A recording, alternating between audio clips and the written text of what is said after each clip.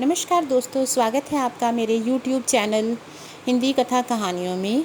और मुंशी प्रेमचंद जी की कहानियों की लड़ी में जो कहानी मैं आज आपके सामने लेकर आई हूँ उसका नाम है दिल की रानी।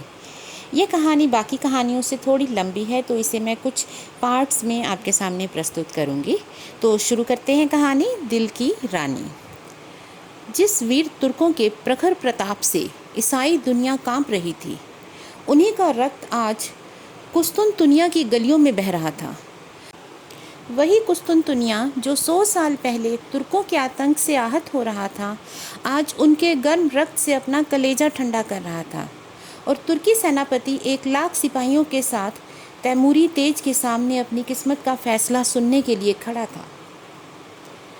तैमूर ने विजय से भरी आंखें उठाईं और सेनापति यजदानी की ओर देखकर सिंह के समान गरजा, क्या चाहते हो, जिंदगी या मौत? यजदानी ने गर्व से सिर उठाकर कहा, इज्जत की जिंदगी मिले तो जिंदगी, वरना मौत। तैमूर का क्रोध प्रचंड हो उठा। उसने बड़े बड़े अभिमानियों का सिर नीचा किया था। यह जवाब इस अवसर पर सुनने की उसकी ताब न थी। इन 1,00,000 आदमियों की जान उसकी मुट्ठी में है। इन्हें वह एक क्षण में मसल सकता है। उस पर इतना अभिमान, इज्जत की जिंदगी। इसका यही तो अर्थ है कि गरीबों का जीवन अमीरों के भोग विलास पर बलिदान कर दिया जाए। वही शराब की मजलिसें, वही अर्मीनिया और काफ की परियां। नहीं, तैमूर ने खलीफा बायजीद का घमंड इसलिए नहीं तोड़ा कि तुर्कों को फिर उसी मदांत स्वाधीनता में इस्लाम का नाम डुबोने को छोड़ दे। तब उसे इतना रक्त बहाने की क्या ज़रूरत थी? मानव रक्त का प्रवाह संगीत का प्रवाह नहीं, रस का प्रवाह नहीं, एक विभत्स दृश्य है जिसे देखकर आंखें मुंह फेर लेती हैं, दृश्य सिर झुका लेता है। तैमूर हिंसक पशु नहीं है जो यह दृश्य देखने के लिए अपने जीवन की बाजी लगा दे।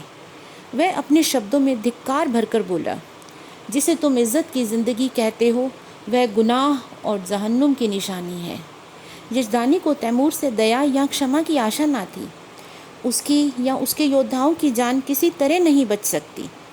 फिर वह क्यों दबे और क्यों न जान पर खेलकर तैमूर के प्रति उसके मन में जो घृणा है उसे प्रकट कर दे। उसने एक बार कातर नेत्रों से उस रूपवान युवक को देखा जो उसके पीछे खड़ा जैसे अपनी जवानी की लगाम खींच रहा था। सान पर चढ़े हुए इस्पात के समान उसके अंग अंग से अतुल क्रोध की चिंगारियां निकल रही थी। यजदानी ने उसकी सूरत देखी और जैसे अपनी खींची हुई तलवार म्यान में कर ली और खून का घूंट पीकर बोला, जहाँ पना इस वक्त फ़तेहमंद हैं, लेकिन अपराध क्षमा हो तो कह दूँ, अपने जीवन के विषय में तुर्कों को तातारियों से उपदेश लेने की ज़रूरत नहीं। पर जहाँ खुदा ने नेमतों की वर्षा की हो, वहाँ उन नेमतों का भोग न करना नाशुक्री है। अगर तलवार की सभ्यता की सनद होती तो गोल कोम रोमनों से कहीं ज़्यादा सभ्य होती। तैमूर जोर से हंसा और उसके सिपाहियों ने तलवारों पर हाथ रख लिए। तैमूर का ठहाका मौत का ठहाका था या गिरने वाले वज्र का तड़ाका? तातार वाले पशु हैं क्यों? मैं ये नहीं कहता। इस पर तैमूर ने कहा, तुम कहते हो खुदा ने तुम्हें ऐश करने के लिए पैदा किया है। मैं कहता हूँ यह कुफ्र है। खुदा ने इंसान को बंदगी के लिए पैदा किया है और इसके खिलाफ जो कोई कुछ करता है वह काफिर है, जहन्नुमी। रसूल पाक हमारी ज़िंदगी को पाक करने के लिए, हमें सच्चा इंसान बनाने के लिए आए थे, हमें हराम की तालीम देने नहीं। तैमूर दुनिया को इस कुफ्र से पाक कर देने का बीड़ा उठा चुका है। रसूल पाक के कदमों की कसम, मैं बेरहम नहीं हूँ, जालिम नहीं हूँ, खूंखार नहीं हूँ, लेकिन कुफ्र की सज़ा मेरे ईमान में मौत के सिवा कुछ नहीं है। उसने तातारी सिपह सलार को कातिल नज़रों से देखा और तत्क्षण एक देव सा आदमी तलवार सौंध कर यजदानी के सिर पर आ पहुंचा। तातारी तलवारें भी खिंच चुकी थीं। तातारी सेना भी तुर्की सेना पर टूट पड़ी और दम के दम में कितनी ही लाशें ज़मीन पर फड़कने लगी। सहसा वही रूपवान युवक जो यजदानी के पीछे खड़ा था आगे बढ़कर तैमूर के सामने आया और जैसे मौत को अपनी दोनों बंधी हुई मुट्ठियों में मसलता हुआ बोला, ए अपने को मुसलमान कहने वाले बादशाह, क्या यही वह इस्लाम की तालीम है कि तू उन बहादुरों का इस बेदर्दी से खून बहाए जिन्होंने इसके सिवा कोई गुनाह नहीं किया कि अपने खलीफा और मुल्कों की हिमायत की? चारों तरफ सन्नाटा छा गया। एक युवक जिसकी अभी मसें भी न भीगी थी, तैमूर जैसे तेजस्वी बादशाह का इतने खुले शब्दों में तिरस्कार करे और उसकी जबान तालू से खिंचवा न ली जाए। सभी स्तंभित हो रहे थे और तैमूर सम्मोहित सा बैठा उस युवक को ताक रहा था। युवक ने तातारी सिपाहियों की तरफ, जिनके चेहरे पर कुतूहलमय प्रोत्साहन झलक रहा था, देखा और बोला, तू इन मुसलमानों को काफिर कहता है और समझता है कि तू इन्हें कत्ल करके खुदा और इस्लाम की खिदमत कर रहा है। मैं तुझसे पूछता हूँ, अगर वह लोग जो खुदा के सिवा किसी के सामने सिजदा नहीं करते, जो रसूल पाक को अपना रहबर समझते हैं, मुसलमान नहीं हैं तो कौन मुसलमान है? मैं कहता हूँ हम काफिर सही, लेकिन खुदा के तो हैं। क्या इस्लाम जंजीरों में बंधे हुए कैदियों के कत्ल की इजाज़त देता है? खुदा ने अगर तुझे ताकत दी है, अख्तियार दिया है, तो क्या इसलिए कि तू खुदा के बंदों का खून बहाए? क्या गुनहगारों का कत्ल करके तो उन्हें सीधे रास्ते पर ले जाएगा? तूने कितनी बेरहमी से 70,000 बहादुर तुर्कों को धोखा देकर सुरंग से उड़वा दिया और उनके मासूम बच्चों और निरपराध स्त्रियों को अनाथ कर दिया। तुझे कुछ अनुमान है? क्या यही कारनामे हैं जिन पर तू अपने मुसलमान होने का गर्व करता है?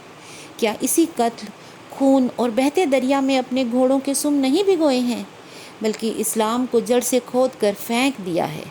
यह वीर तुर्कों का ही आत्मोत्सर्ग है जिसने यूरोप में इस्लाम की तौहीद फैलाई।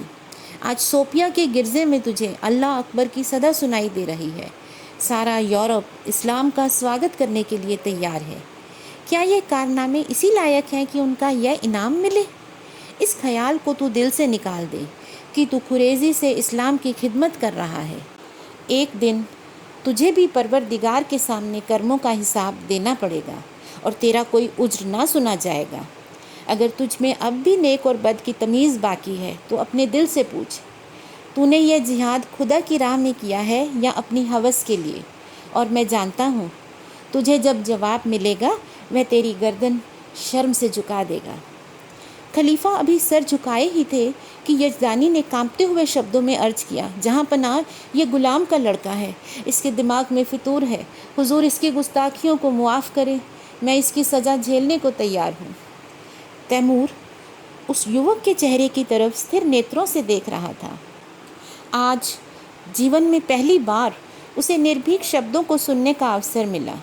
उसके सामने बड़े बड़े सेनापतियों, मंत्रियों और बादशाहों की ज़बान न खुलती थी। वह जो कुछ कहता था वही कानून था। किसी को उसमें चूँ करने की ताकत न थी। उसकी खुशामदों ने उसकी अहमन्यता को आसमान पर चढ़ा दिया था। उसे विश्वास हो गया था कि खुदा ने इस्लाम को जगाने और सुधारने के लिए ही उसे दुनिया में भेजा है। उसने पैगंबरी का दावा तो नहीं किया, पर उसके मन में यह भावना दृढ़ हो गई थी। इसलिए जब आज एक युवक ने प्राणों का मोह छोड़कर उसकी कीर्ति का पर्दा खोल दिया तो उसकी चेतना जैसे जाग उठी। उसके मन में क्रोध और हिंसा की जगह श्रद्धा का उदय हुआ। उसकी आंखों का एक इशारा इस युवक की जिंदगी का चिराग गुल कर सकता था। उसकी संसार विजयनी शक्ति के सामने यह दुधमुहा बालक मानो अपने नन्हे नन्हे हाथों से समुद्र के प्रवाह को रोकने के लिए खड़ा हो। कितना हास्यास्पद साहस था, उसके साथ ही कितना आत्मविश्वास से भरा हुआ। तैमूर को ऐसा जान पड़ा कि इस निहत्थे बालक के सामने वह कितना निर्बल है। मनुष्य में ऐसे साहस का एक ही स्रोत हो सकता है और वह है सत्य पर अटल विश्वास। उसकी आत्मा दौड़कर उस युवक के दामन से चिपट जाने को अधीर हो गई। वह दार्शनिक ना था जो सत्य में शंका करता है, वह सरल सैनिक था जो असत्य को भी विश्वास के साथ सत्य बना देता है। यजदानी ने उसी स्वर में कहा, जहाँ पनाह इसकी बदज़बानी का ख्याल न फरमाएं। तैमूर ने तुरंत तख्त से उठकर यजदानी को गले से लगा लिया और बोला, काश ऐसी गुस्ताखियों और बदज़बानियों के सुनने का मुझे पहले इत्तफाक होता तो आज इतने बेगुनाहों का खून मेरी गर्दन पर ना होता। मुझे इस ज़बान में किसी फरिश्ते की रूह का जलवा नज़र आता है जो मुझ जैसे गुमराहों को सच्चा रास्ता दिखाने के लिए भेजी गई हैं। मेरे दोस्त, तुम खुश नसीब हो कि ऐसा फरिश्ता सिफत बेटे के बाप हो। क्या मैं इसका नाम पूछ सकता हूँ? यजदानी पहले आतश परस्त था, पीछे मुसलमान हो गया था, पर कभी कभी उसके मन में शंकाएं उठती थी कि उसने क्यों इस्लाम कबूल किया। जो कैदी फांसी के तख्ते पर खड़ा सूखा जा रहा था कि एक क्षण में रस्सी उसकी गर्दन में पड़ेगी और वह लटकता रह जाएगा, उसे जैसे किसी फरिश्ते ने गोद में ले लिया। वह गदगद कंठ से बोला, उसे हबीबी कहते हैं। तैमूर ने युवक के सामने जाकर उसका हाथ पकड़ लिया और उसे आंखों से लगाता हुआ बोला, मेरे जवान दोस्त, तुम खुदा के हबीब हो। मैं वह गुनहगार हूँ जिसने अपनी जहालत में हमेशा अपने गुनाहों को सबाब समझा, इसलिए कि मुझसे कहा जाता था तेरी जात बेऐब है। आज मुझे यह मालूम हुआ कि मेरे हाथों इस्लाम का कितना नुकसान हुआ है। आज से मैं तुम्हारा ही दामन पकड़ता हूँ। तुम ही मेरे खिज़्र, तुम ही मेरे रहनुमा हो। मुझे यकीन हो गया तुम्हारे ही वसीले से मैं खुदा की दरगाह तक पहुँच सकता हूँ। यह कहते हुए उसने युवक के चेहरे पर नज़र डाली तो उस पर शर्म की लाली छाई हुई थी। उस कठोरता की जगह मधुर संकोच झलक रहा था। युवक ने सिर झुकाकर कहा, यह हुजूर की कद्रदानी है, वरना मेरी क्या हस्ती है। तैमूर ने उसे खींचकर अपने बगल के तख्त पर बिठा दिया और अपने सेनापति को हुक्म दिया, सारे तुर्क कैदी छोड़ दिए जाएं, उनके हथियार वापस कर दिए जाएं और जो माल लूटा गया है वह सिपाहियों में बराबर बांट दिया जाए। वजीर तो इधर इस हुक्म की तालीम करने लगा, उधर तैमूर हबीब का हाथ पकड़े हुए अपने खेमे में ले गया और दोनों मेहमानों की दावत का प्रबंध करने लगा। और जब भोजन समाप्त हो गया तो उसने अपने जीवन की सारी कथा रो रो कर कह सुनाई, जो आदि से अंत तक मिश्रित पशुता और बर्बरता के कृत्यों से भरी हुई थी। और उसने यह सब कुछ इस भ्रम में किया कि वह ईश्वरीय आदेश का पालन कर रहा है। वह खुदा को कौन मुंह दिखाएगा। रोते रोते उसकी हिचकियां बंध गईं। अंत में उसने हबीब से कहा, मेरे जवान दोस्त, अब मेरा बेड़ा आप ही पार लगा सकते हैं। आपने राह दिखाई है तो मंजिल पर पहुंचाइए। मेरी बादशाहत को आप संभाल सकते हैं। मुझे अब मालूम हो गया मैं उसे तबाही के रास्ते पर लिया जाता था। मेरी आपसे यही इल्तमास प्रार्थना है कि आप उसकी वजारत कबूल करें। देखिए, खुदा के लिए इनकार न कीजिएगा, वरना मैं कहीं का ना रहूँगा। यजदानी ने अर्ज की, हजूर, इतनी कदरदानी फरमाते हैं तो आपकी इनायत है, लेकिन अभी इस लड़के की उम्र ही क्या है। वजारत की खिदमत यह क्या अंजाम दे सकेगा। अभी तो इसकी तालीम के दिन हैं। इधर से इनकार होता रहा और उधर तैमूर आग्रह करता रहा। यजदानी इनकार तो कर रहे थे, पर छाती गर्व से फूली जा रही थी।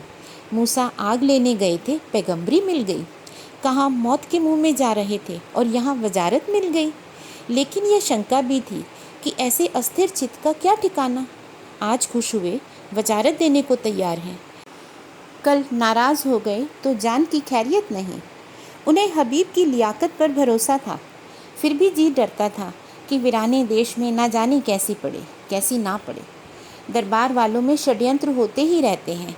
हबीब नेक है, समझदार है, अवसर पहचानता है, लेकिन वह यह तजर्बा कहाँ से लाएगा जो उम्र से आता है। उन्होंने इस प्रश्न पर विचार करने के लिए एक दिन की मोहलत मांगी और रुखसत हो गए। तो दोस्तों, इस कहानी में आगे क्या होगा? क्या यजदानी अपने बेटे को वजीर बनाकर तैमूर के साथ भेजने को राज़ी हो जाएंगे? क्या होगा इसके बाद?